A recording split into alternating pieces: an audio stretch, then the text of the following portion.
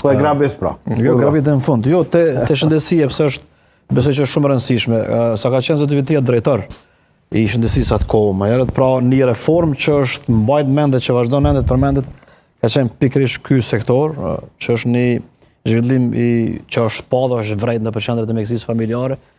Më intereson, a ka diçka për tej kësaj, edhe çush i ke pa menaxhimin këto 4 vite që ka bo Zoti Rama këtë pjesë, edhe cila është plani juaj për tutje kjo? Po, ai kapërcimi i madh që ka ndodhur në shërbimin e shëndetësisë primare në Prishtinë ka qenë i mandatit 2013-2017 vetëvendosjes, ku drejtor ka qenë Zoti Vitia, dhe që nga atëherë lajmi më i mirë është që nuk ka degradu, pra është rujqaja. Ndoshta do shërbimet vogla janë shtu, aty këtu, po përgjithsisht është rujt ajo dhe mendoj që është një nivel i kënaqshëm i shërbimeve që ofrohen aty. Ne kemi nevojë me fuqizu shëndetësi. Nuk është rrit, nuk është shtu diçka më mirë. Ka me çaty.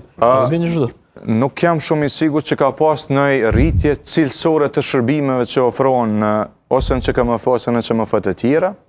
Mirë po e di që standardi është kriju atëherë dhe të paktën është mbajt ai standard fal edhe personelit shëndetësor që punon aty.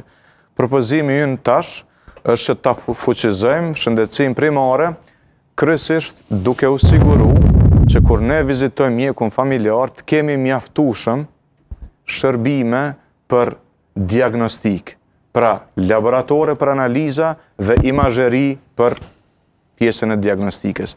Kjo e redukton shumë edhe presionin në QKUK, sepse përmes kësaj në sigurojmë që me diagnoza shumë të sakta pastaj kemi referime në shërbimin specialistik që shkon në QKUK.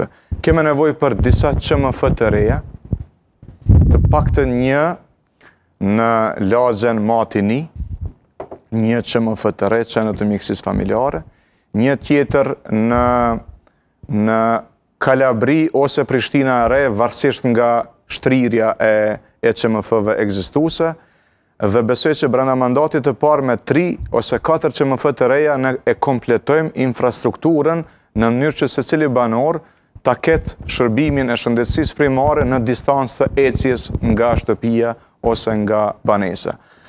Ne kemi thënë që menjëherë duhet ta nisim edhe veprimin tonë të rëndësishëm në lidhje me Spitalin e Prishtinës.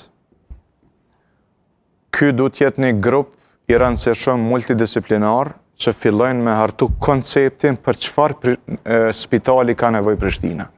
Duhet jemi shumë të kujdesshëm ta ndërtojmë një spital të Prishtinës që nuk është ndërtesë. Sepse kështu e nisi ky kryetari aktual para do viteve, tha që toka e bona projektin, po e nisi spitalin.